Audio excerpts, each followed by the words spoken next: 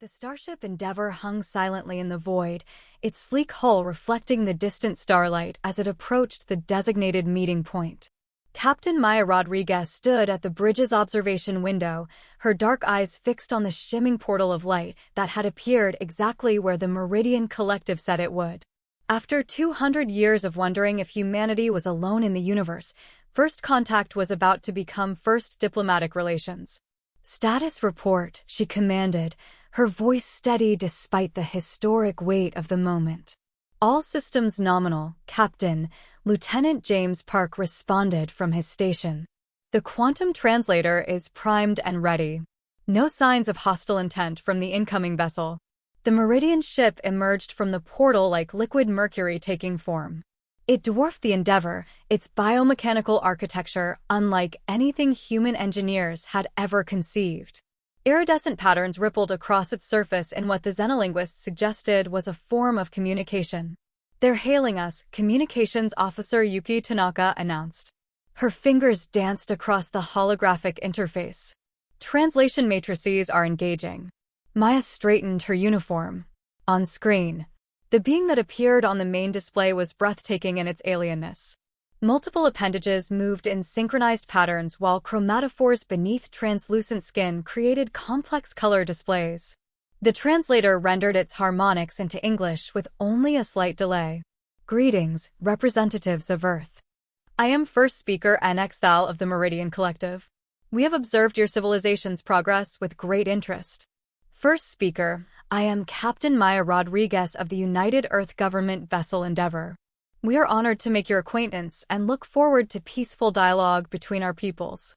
The first speaker's skin rippled with what the briefing packets suggested was approval. "Indeed. Your species has shown remarkable advancement in a relatively short time. However, before we proceed with diplomatic relations, there is the matter of your classification." Maya felt her smile freeze. "Classification?" "Yes. All species must be properly categorized within the collective's hierarchy. We have analyzed your biological and sociological parameters, and we find them concerning." The bridge crew exchanged worried glances.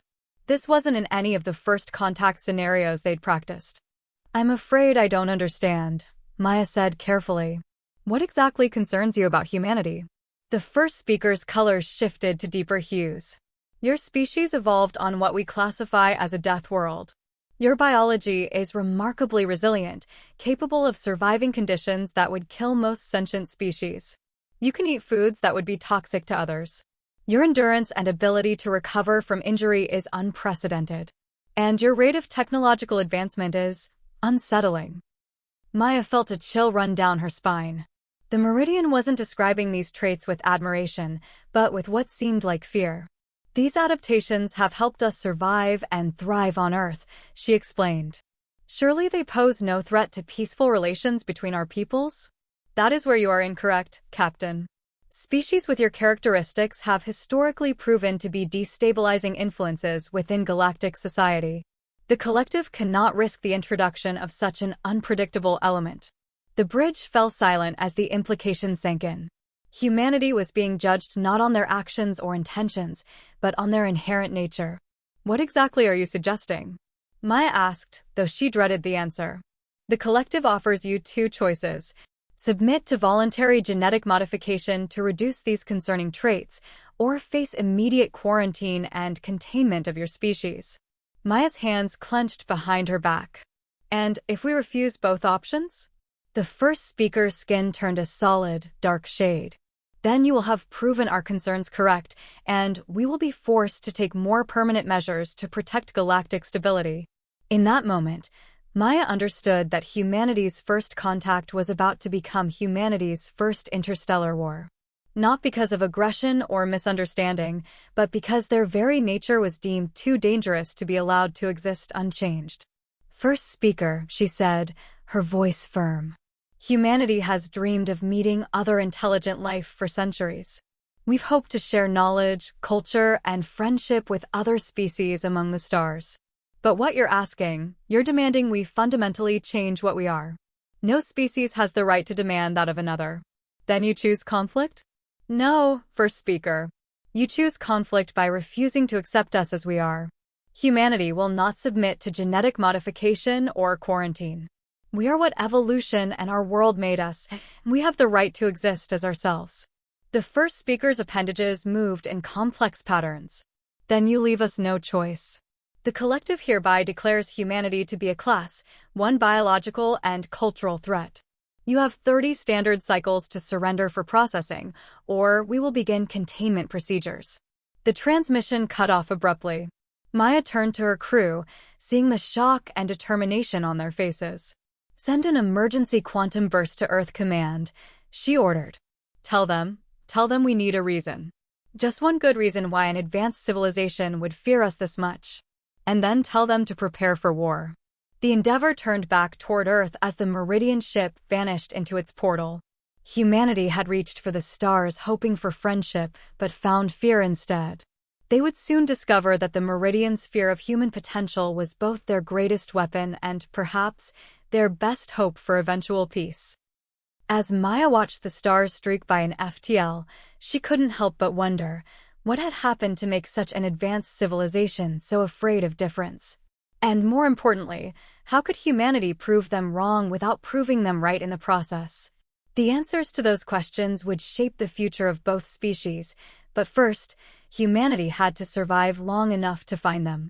Back on Earth, as the quantum burst transmission arrived at command, the greatest mobilization in human history began. Research facilities began analyzing every scrap of data from the encounter. Military strategists pored over the Meridian ship's capabilities. Diplomatic corps prepared messages to be broadcast across space, hoping other species might be more willing to listen.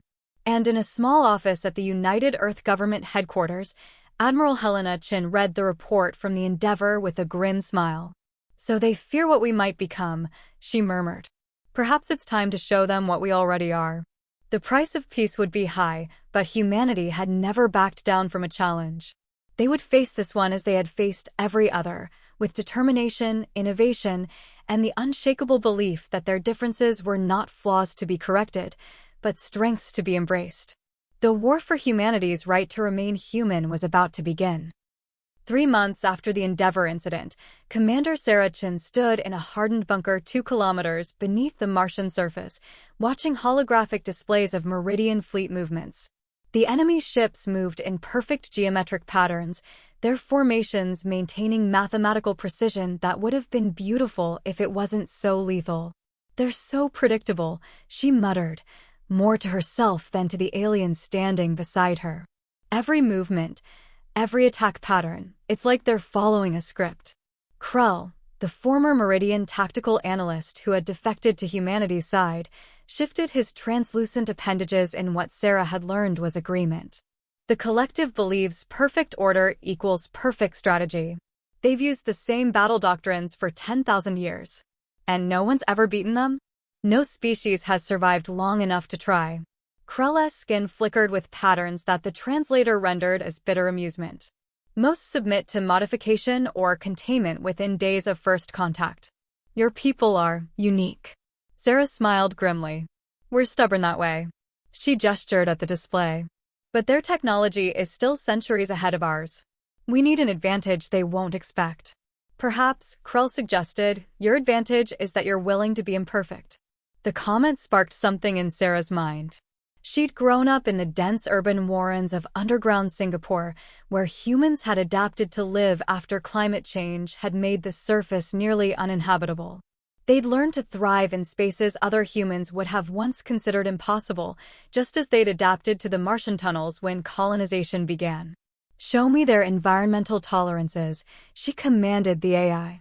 A new set of data appeared, and Sarah's smile widened. Krell, your people, they need very specific conditions to function optimally, don't they? Yes. The collective believes in optimization above all.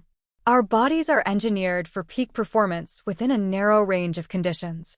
Sarah's fingers danced across the holographic controls, pulling up maps of various solar system environments. But humans were messy. We adapt. We survive in deserts, in Arctic conditions, in space, underground. We're not optimal anywhere, but we can function almost everywhere. She turned to Krell. Your ships, They maintain perfect meridian environmental conditions, right? Of course. Deviation would reduce combat effectiveness. But what if we force them to fight where conditions aren't perfect? Not just the ships, but the crews inside them. Understanding rippled across Krell's skin in waves of color. You want to use environments themselves as weapons. Better. Sarah's eyes gleamed. I want to use our imperfection as a weapon. Get me Admiral Chin. Within hours, Operation Entropy was born. While the Meridian fleet approached Mars in their perfect formations, human ships seemingly retreated in chaos. The collective commanders, following their ancient doctrine, pressed their advantage exactly as predicted. They didn't expect the humans to lead them into the asteroid belt. The battle that followed would later be known as the Dance of Debris. Human ships, piloted by crews who had grown up navigating the tight spaces of underground cities and Martian tunnels, wove through the asteroid field with controlled recklessness. Their movements were unpredictable, inefficient, and completely baffling to the Meridian tactical computers. The Meridians, bound by their need for perfection, tried to maintain formation in the chaos. Ships collided with asteroids. Debris damaged their sensitive environmental systems. And in the confusion, human vessels struck from impossible angles, using the very disorder of the battlefield as cover. When it was over, 3 Meridian capital ships had been destroyed, and 2 more retreated with severe damage. The first major victory against the collective had been achieved not through superior technology, but by embracing the very chaos they feared. Back in the bunker, Sarah watched the after-action reports with Krell. Your people will adapt their strategies, she said. This won't work twice. No, Krell agreed, his skin patterns showing both pride and concern. But you've proven something important. The collective fears human unpredictability because it's never faced an enemy that could truly think differently. You don't try to match our perfection, you use your very differences as strength. Sarah nodded, already planning the next phase. Tell me about the other species the collective has contained. The ones who might be willing to think differently too. Krell's colors shifted to deep, thoughtful hues. There are many who chafe under the collective's demand for uniformity. Species who were forced to modify themselves, who lost parts of their identity to survive. If they saw another way, then we need to show them another way. Sarah brought up a new display showing known collective territory. We're not just fighting for our right to exist as we are. We're fighting for everyone's right to be different, to be imperfect, to be themselves. As if to underscore her words, an alert flashed across the screen. More Meridian ships were entering the solar system, but they were moving differently now, more cautiously. They were learning, adapting in their own way. Good, Sarah murmured. They're beginning to understand that perfection isn't everything. Now we show them what humanity does best. We improvise, we adapt, and we overcome. Krell watched her with what might have been admiration. You know they will only escalate. The collective has weapons we haven't revealed yet. I'm counting on it. Sarah's expression was determined. Because every time they escalate, they move further from their doctrine of perfection. And in doing so, they prove our point. True strength lies not in being perfect, but in being able to change. As new battle plans formed in her mind, Sarah couldn't help but feel a glimmer of hope. The Meridians had feared humanity would be a destabilizing influence on galactic society. Perhaps it was time to prove them right, but not in the way they expected. The next phase of the war would show the galaxy that imperfection, diversity, and the ability to adapt were not weaknesses to be engineered away, but strengths to be embraced. And it would all begin with a simple message to be broadcast across collective space: there is another way. The recording was grainy, captured by emergency protocols during the Battle of the Asteroid Belt. It showed a human ship executing an impossible maneuver through a field of debris, saving a damaged Meridian vessel from destruction. The pilot hadn't even hesitated, risking their own ship to protect an enemy craft that had been disabled and was venting atmosphere. Krell watched the footage for the 100th time in his quarters aboard the Earth ship Defiant. Play it again, he requested. You're obsessed with that recording, Sarah Chin said from the doorway. I thought the collective considered obsession a fault. They do. Krell's skin rippled with complex emotions the translators still couldn't fully capture. That's why this footage is so powerful. Your pilot acted against tactical logic, risked everything to save enemies who would have destroyed them moments before. It's beautiful in its imperfection. Sarah stepped into the room, noting how Krell's quarters were no longer the stark, orderly space typical of Meridian design. He had begun collecting small objects, a piece of asteroid rock, a damaged circuit board, a human child's drawing of what they thought he looked like. Each item placed slightly asymmetrically, each telling a story. "The broadcast is ready," she said. "Are you sure about this?" Krell turned to face her, his colors shifting to a pattern she'd learned meant absolute conviction. The collective maintains control through isolation. Each species is told they alone were found dangerous, that they alone needed correction. But if they see humans not only fighting back but showing compassion even to enemies, then we show them another path is possible, Sarah finished. Upload the footage. Add Krell's testimony. Send it on all frequencies. Across collective space, the message began to spread. On countless worlds, species that had been forced to modify themselves watched humans demonstrate that difference could be strength. They saw Krell, a former collective loyalist, speak of finding beauty in imperfection. And most importantly, they saw that resistance was possible. The first to make contact were the Zinri, a species of crystalline beings who had been forced to dull their natural resonance because the collective deemed it unnecessarily elaborate. Their message was simple: we remember how to sing. We will teach you our harmonies. Next came the Vex, silicon-based entities who had been ordered to restrict their rapid evolutionary cycles. They offered their ability to adapt their very forms to assist in battle. The collective had seen this trait as dangerously unstable. Humanity saw it as an incredible gift. But it was the Anara that truly changed the game. Once known as great empaths, they had been forced to suppress their emotional awareness to fit collective standards of logical purity.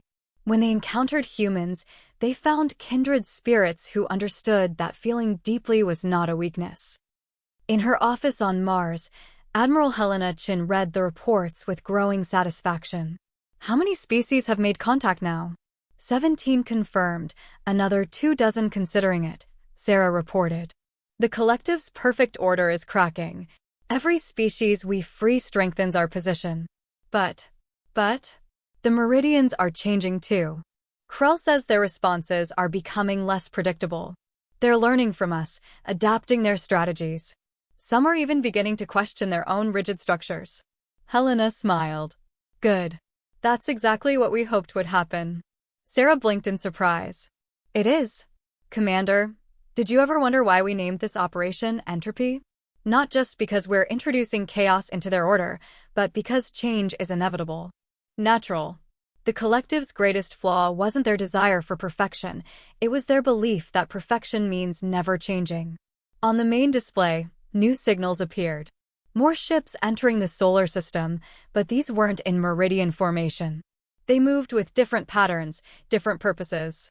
The combined fleet of the Resistance, each species contributing their unique strengths. The Zinri ships resonated with crystalline harmonies that confused Meridian sensors. Vex vessels could alter their very structure to absorb damage. Anara empaths coordinated complex maneuvers through emotional consensus. And humans? Humans did what they did best. They adapted, improvised, and found ways to make all these different approaches work together. In his quarters, Krell added a new item to his collection, a crystal shard from a Zinri ship. It sung a soft counterpoint to the gentle chaos of his space. His skin patterns shifted through colors that had no translation in any language, expressing something between hope and fear. "The collective will respond with everything they have," he told Sarah when she visited again. "They cannot allow this movement to spread further. They will deploy weapons we thought too dangerous to use." "Let them," Sarah replied. "Every weapon they use out of fear proves our point. Every time they break their own rules of perfect order, they step closer to understanding what we're fighting for." "And what is that, truly?" Krell asked, though his patterns suggested he already knew the answer. "The right to be ourselves. The right to change, to grow, to be imperfect and beautiful and different. And the right to do it all together." As if in answer, a new transmission came through. More ships, more species breaking free from collective control, each bringing their own unique strengths, their own beautiful imperfections to the cause. The war was far from over, but something fundamental had shifted. The collective had feared that humanity would destabilize galactic society. They never considered that maybe, just maybe, galactic society needed some destabilization. That in their quest for perfect order, they had created something fundamentally unstable, a civilization unable to adapt, to grow, to change. But change was coming whether they were ready or not. And humanity would be there to show them that the most perfect thing of all was the ability to embrace imperfection. The emergency alert woke Sarah Chen from a dead sleep. Red lights pulsed through her quarters as the AI's voice cut through the darkness. Multiple biological agents detected in Colony 7's atmosphere. Containment protocols initiated. Her heart stopped. Colony 7 was one of their largest settlements on Europa, home to over 50,000 people. As she raced to the command center, the magnitude of what was happening became clear. The collective had crossed a line they couldn't uncross. Status report, she barked, entering the crowded control room where Krell was already analyzing data streams. The Meridians deployed engineered pathogens designed to target human genetic markers, he said, his skin dark with distress. They're using our adaptability against us. The bioweapons are evolving as fast as human immune systems can respond. Admiral Chen's hologram appeared, her face grim. We've got similar attacks reported at 3 other colonies. They're trying to force our surrender by threatening our entire species. But as data continued streaming in, something unexpected emerged. The death toll, while tragic, was far lower than the collective's models had predicted. Humanity's diverse genetic background and highly adaptive immune systems were fighting back in ways the Meridians hadn't anticipated. They don't understand us at all, do they? Sarah mused, watching the medical readouts. They see our adaptability as a weapon, but they don't grasp that it's not something we control. It's who we are. Krell's patterns shifted to a frequency she'd never seen before. There's something else. Something about this attack feels desperate. The collective considers biological warfare beneath them.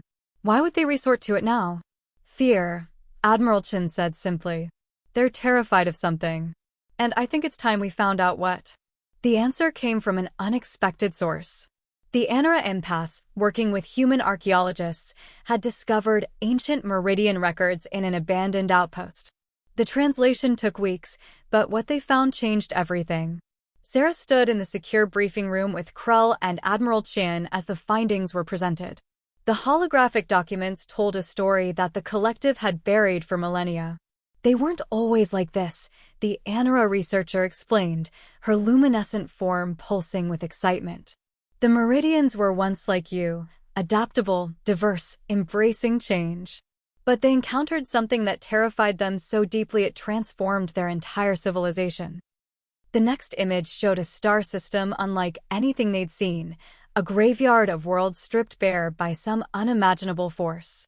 They found the remains of a civilization that had evolved itself into extinction. A species so adaptable, so focused on constant change and improvement, that they lost all sense of self. They became something the Meridians couldn't even comprehend, and then they simply vanished. So the collective's perfect order, Sarah began, is a cage they built for themselves, Krell finished, his patterns showing shock and revelation. They feared becoming like that lost species so much that they went to the opposite extreme. All their rules, their need for perfection, it's all designed to prevent change itself. Admiral Chen's expression was thoughtful. And then they met us. A species showing the same traits they feared in themselves, but with something they lost, the ability to change without losing our core identity. We're everything they fear becoming, Sarah realized. But we're also everything they used to be. Everything they could be again. The revelation sparked an idea so dangerous it took Sarah's breath away. She turned to Krell. Your people's bioweapons, they're not just attacking our bodies, are they? They're trying to force us to evolve in specific directions. To become more like you. Krell's colors swirled in confirmation. The ultimate containment.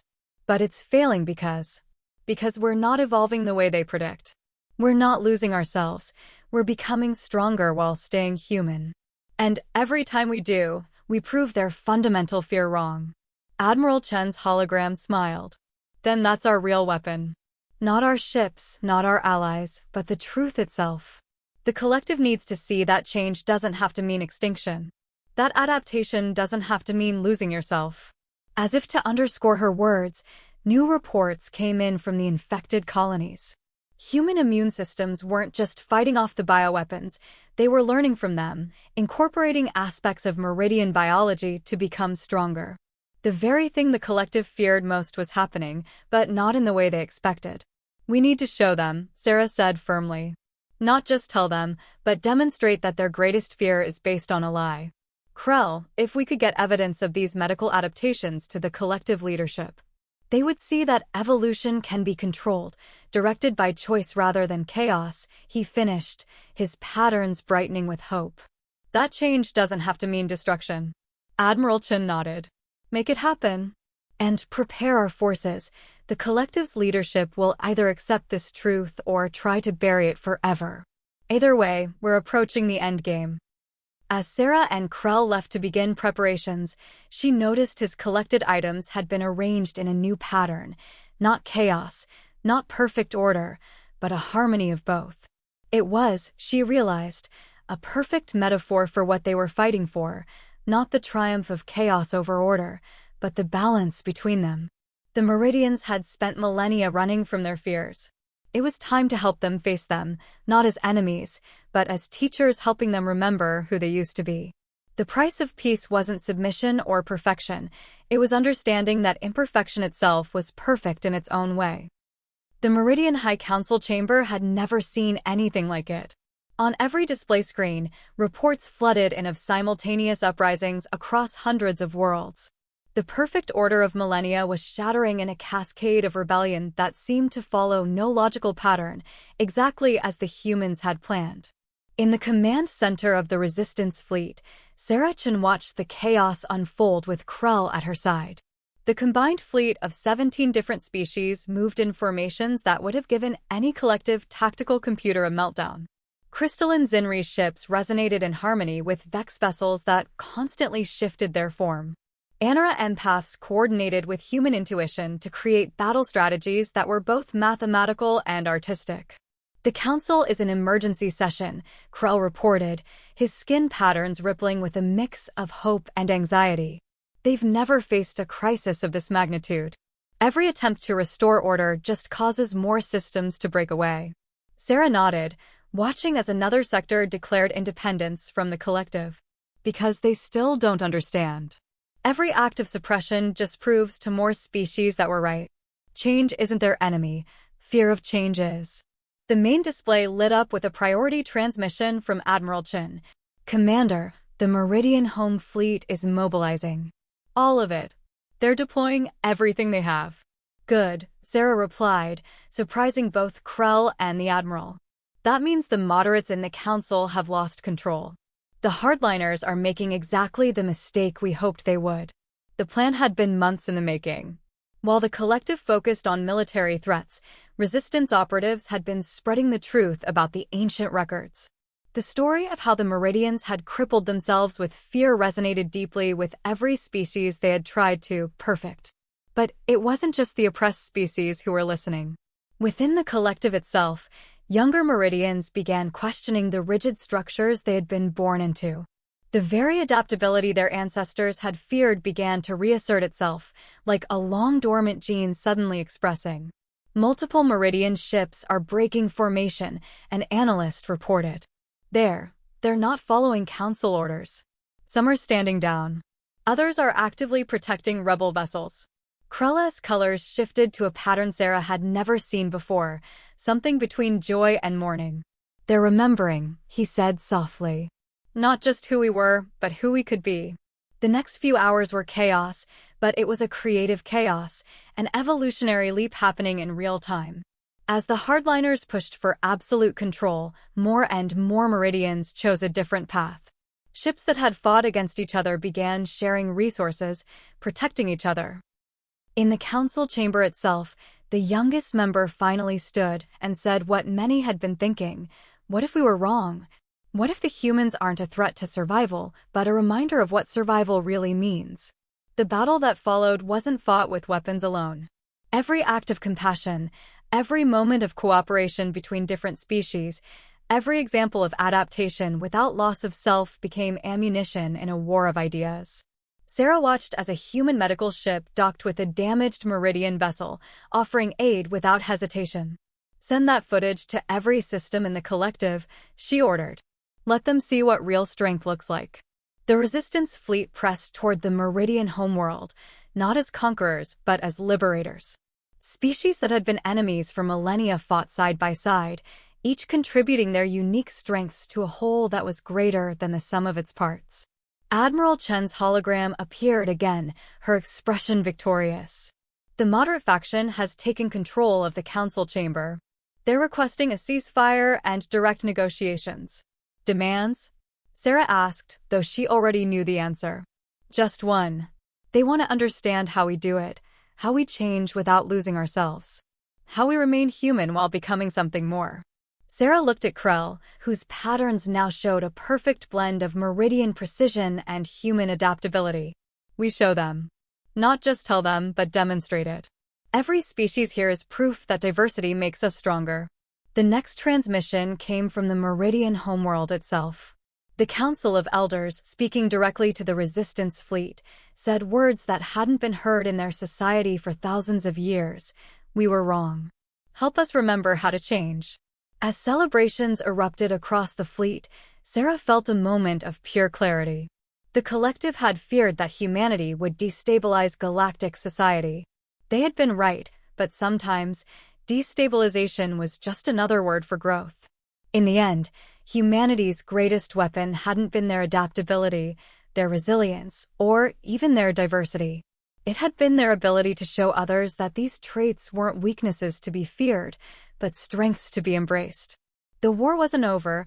There were still hardline factions to deal with, centuries of trauma to heal, and a new galactic order to build. But as Sarah watched humans, Meridians, and a dozen other species working together to save lives and rebuild, she knew they had already won the most important battle. They had proven that the price of peace wasn't submission or perfection. It was the courage to embrace change while remaining true to yourself.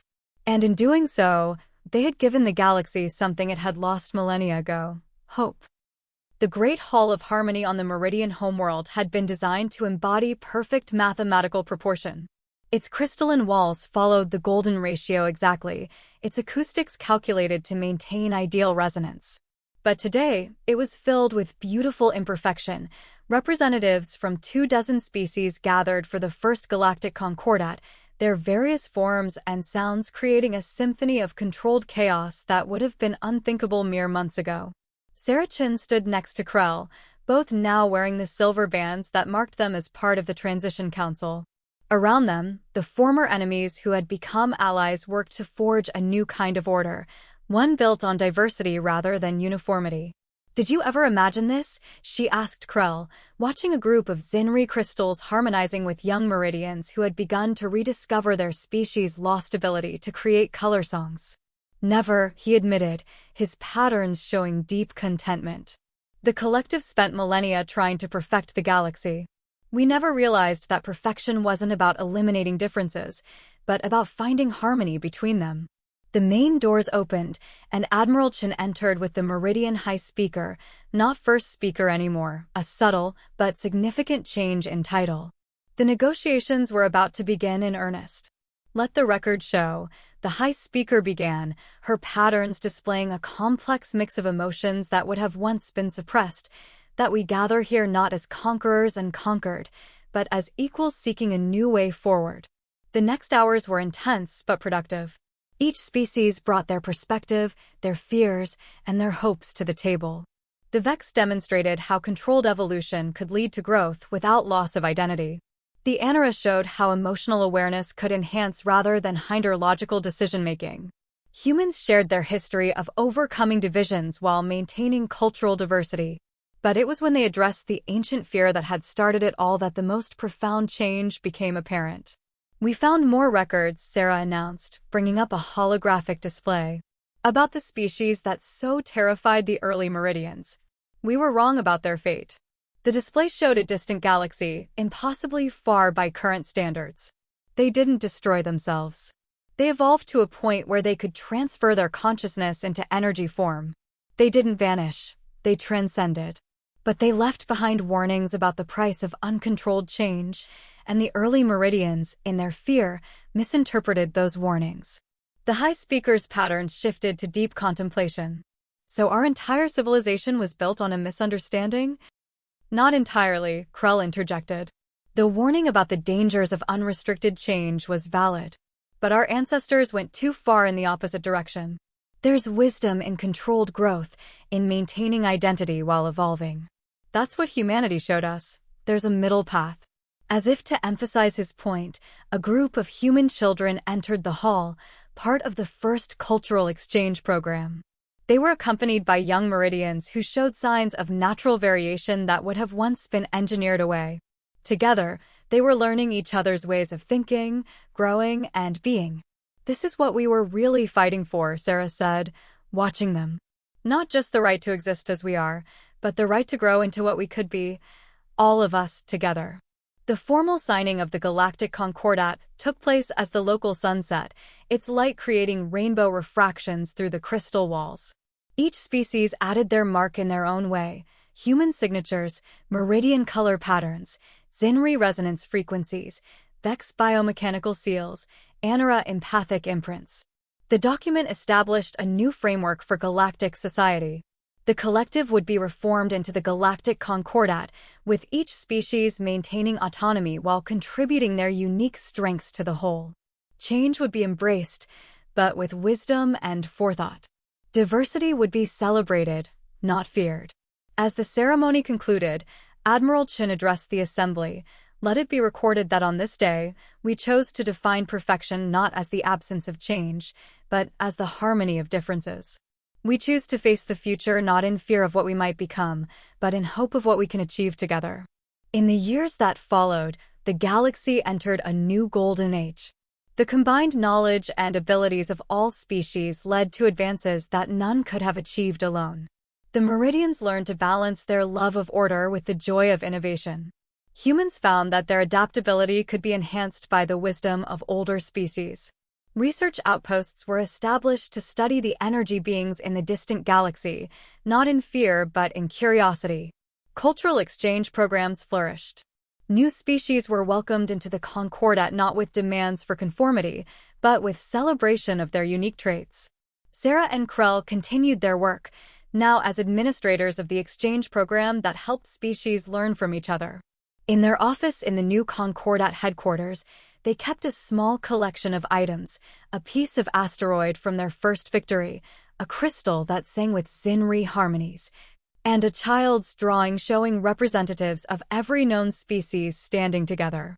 The price of peace, Sarah mused one day, looking at their collection, wasn't what anyone expected, was it? Krell's pattern showed agreement. We thought it would cost us our identity, our way of life. Instead, it gave us something greater, the ability to be more truly ourselves than ever before. Outside their window, ships of all species moved in patterns that were neither chaotic nor rigidly ordered, but something new and beautiful. It was, perhaps, the closest thing to true perfection the galaxy had ever seen, not because it was flawless, but because it embraced its flaws and made them into strength. The war that had begun with fear of difference had ended with the celebration of it. And in the end, that was humanity's greatest gift to the galaxy, not the victory over the collective, but the proof that the most perfect system was one that had room for imperfection. As night fell on the Meridian homeworld, the stars seemed to shine brighter than ever before, illuminating a galaxy that had finally learned to embrace all its children, in all their beautiful diversity.